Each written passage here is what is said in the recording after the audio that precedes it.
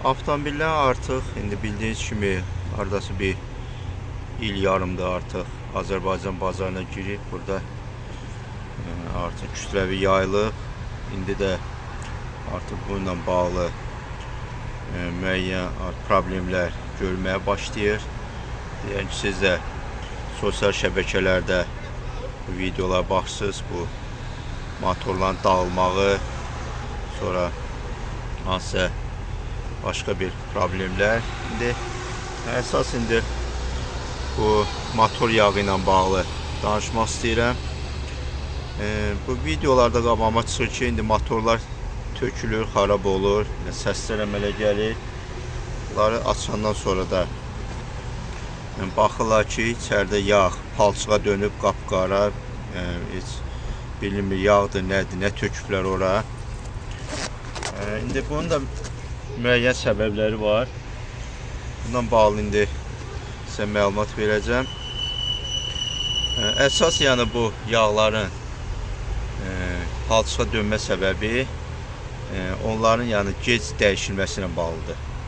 Bəzi videolarda ustalar onu keyfiyyətsiz yağla əlaqələndirirlər. Ancaq inanmıram ki, kimsə qəsdən gedib öz maşında keyfiyyətsiz yağ alsın, töksün, qəsdən maşını xarab etsin. Hamı çalışır, yəni mümkün qədər tanıdığı yerdə alsın.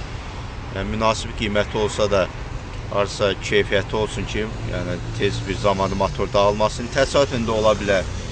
Hardansa bilmədən allanıb ala bilərlər. Ancaq yəni əksər hallarda hamı çalışır ki, yəni mümkün qədər imkan daxilində keyfiyyətli yağ al töksün maşınlara. İndi bunun yəni mənim fikrimcə motorun yəni yağın palçığa dönmə səbəbi heç də onun keyfiyyətlə bağlı deyil, onun gec dəyişməsi ilə bağlıdır. Bunu da yəni mən dəfələrlə videolarda demişəm. Təlimatda birbaşa yazılıb ki, yəni maşının, yəni motor yağı əgər ağır şəraitdə sürülürsə 3000 HEV kilometrdə, yox belə yəni normal şəraitdə 5000 HEV kilometr. Yəni ağır şəraitdə bu şəhər mühiti nəzərdə tutulur, çünki şəhərdə provkalarda motor tez-tez yanır, sönür, sonra motor o istədiyi o lazım olan iş temperaturunu ala bilmir. Normal yəni daim qızır, soyuyur. Yəni, belə ağır rejim sayılır. Ümumiyyətlə bu rejim hətta adi maşınlarda bu ağır rejim sayılır. Və buna görə BYD buna haradasa 3000 HEV kilometr yəni belə bir tövsiyə eləyib.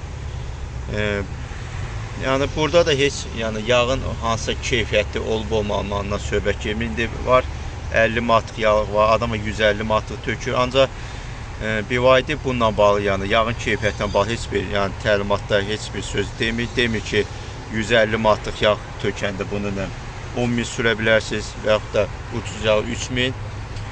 Yəni birbaşa yəni heç bir fərq olmadan bu 3000 bir də 5000 tövsiyə eləyib. Bunu da yəqin ki, bunlar orada indi alimlər, mühəndislər bunlar hamısını hesablayıb nəzərə alır. Bütün bu sınaqlarda bunlara baxırlar ki, şəhər rejimində yağ yəni 3000-dən sonra öz keyfiyyətini itirir və problemlər yaratmağa başlayır. Müəyyən videoları görürəm, yağlar reklam edirlər ki, bu yağı töksəz 10.000 gedəcək, 15.000 gedəcək.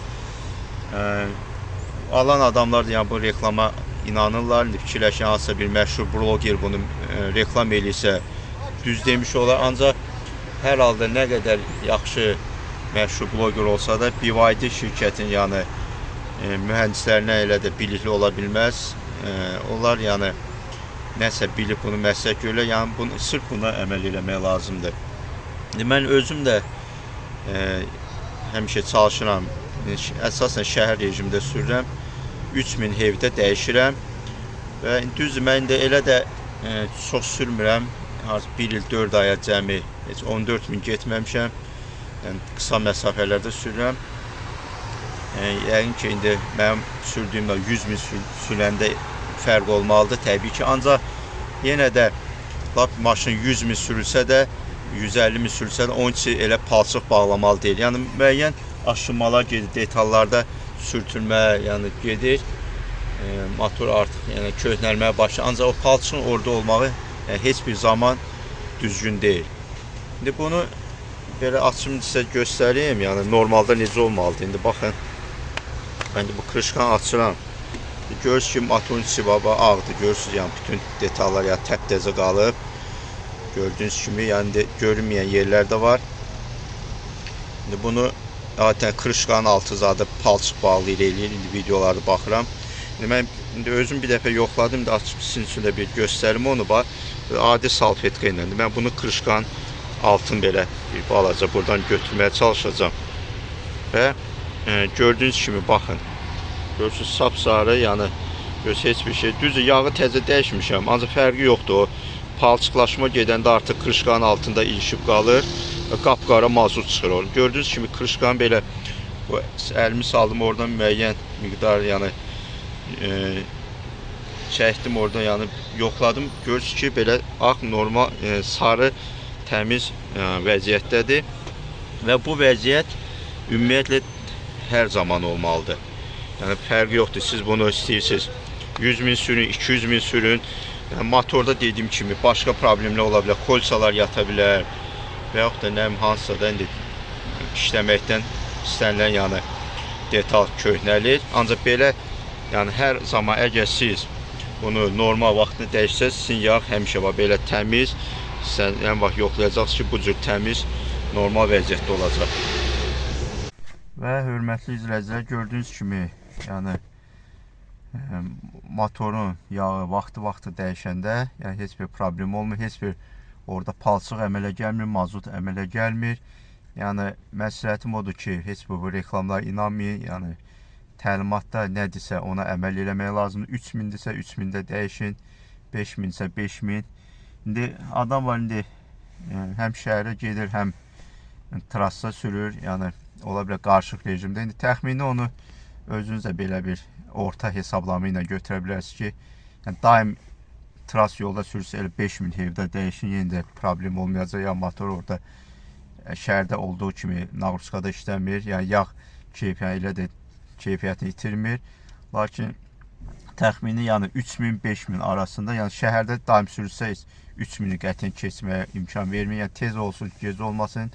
İndi ola bilər bəzi adamlar çox sürüləndə, əsasən bu taksi sürücüləri, indi onlarda yəni ki, gündəlik bəlkə də elə 1000, 2000, 3000 sürülər, düzdür. Onları indi maddi cəhətdən bu biraz çətinlik yaradacaq. Yəni, çünki elə bir tez-tez dəyişmə məcburiyyətində qalırlar. İndi mən məsəl üçün, məndə elə ki, təxmin bir 6 ay müddət gedir. 6 aydan bir dəyişən, ancaq tez-tez dəyişən, tez-tez, yəni çox sürən adamlar tez dəyişəndə burada maddi itkidə baş verir. Lakin indi burada seçim eləmək lazımdır. Yəni, ya motor dağılmalıdır, elə palçığa dönməlidir və yaxud da siz məcbur olub bunu təlimata uyğun vaxtında dəyişməlisiniz. İndi yenə də sizin öz əmlakınızı özünüz bu barədə qərar verməlisiniz. Yəni, yenə sözümün canı odur ki, yəni heç bir reklama inanmaq lazım deyil. Yəni, özünüz baxın, araşdırın. Yəni, eləyin ki, sabahları, yəni motor elə bir pis vəziyyətə düşəndə daha çox xərcə düşməyəsiniz. Yəni, indi burada əsas, belə deyək, bahalı yağla, yəni ucuz yağın da fərqi odur ki, məsələn, var hidroklinking yağları, bu yəni mineral yağlara oxşar bir yağdır. Sadəcə onu müəyyən proseslərdən keçirdib, yəni sintetika yaxın eləyirlər və buna da bəzən elə sintetika deyilir. Əslində bu yəni rəsmi adı hidroklinking yağlardır. Bunlar yəni keyfiyyət baxımından yəni sintetika daha yaxındır, yəni dözümlüdür. İndi ola bilər ki, tam sintetik, yəni PAO ester yağları, biraz baha qiymətə olanlar daha biraz deyə ömrü uzun olur. Lakin yəni bu ağır şəraitdə elə bir yəni fərq vermir, ola bilər müəyyən qədər. İndi belə deyək, hidroklinking yağlar əslində yəni rəsmi 250 motosaat ona zəmanət verilir. Əsl sintetik, yəni PAO ester yağlarında da 350 motosaat, yəni 100 motosaat fərq var orada. İndi yenə bu motosaatlar da yenə sürmə şəraitinə asılı olaraq tezdə yəni gəlib keçə bilər, gec də ola bilər. Yəni elə bir, indi biz də dəqiq bilmirik ki, bu həqiqi bu bahalı yağ, həqiqi o PAO ester tərkiblidir yoxsa yox. Yəni elə bir məncə riskə də gedib həmin o yağlarla 10.000, 15.000 sürməyə dəyməz. İndi məsləhətdir ki, bu yəni, şirkətin dediyi kimi, yəni əsas odur ki, yəni təlimatda göstərir ki, yağ 0W20 yağ olsun, SP yəni belə bir model yağ olmalıdır bunlara uyğun. Yəni artıq deyilmiş ki, orada bu PAO olsa bu qədər sürülsün, hidrokrenik yağlar olsa bu qədər sürmək, yəni belə bir şərtlər yoxdur.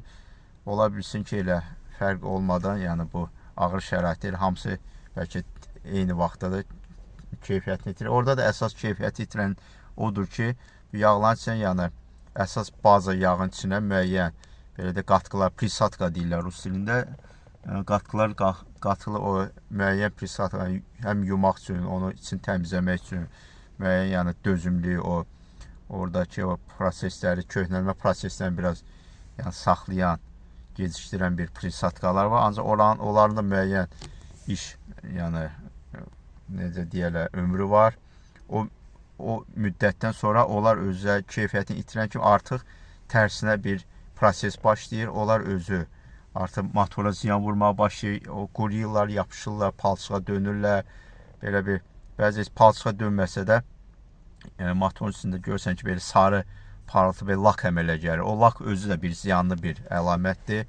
Çünki o orada müəyyən qalın bir lak qatı əmələ gəlir və motorun da o soyutmağın, yəni artıq elə bir radiat, belə deyə, antifrizlə motorun elə bir o arasında olan təbəqə böyüyor, hesablamadan daha artıq olur, qalınlaşır və antifriz motoru Porsche-lər üçün, yəni belə deyə, o isti olan, yüksək temperatur olan hissələr normal şəraitdə soyuda bilmir. Yəni bu lak əmələ gəlməyə də özü bir mənfi cəhətdir. Bunlar hamısı yəni yağın o gec dəyişəndə keyfiyyətini itirmək nəticəsində baş verən bir hallardır. Ona görə də yəni bunu vaxtında dəyişmək lazım ki, yağ öz funksiyasını, yəni öz o zəmanət müddətində yerinə yetirə bilsin.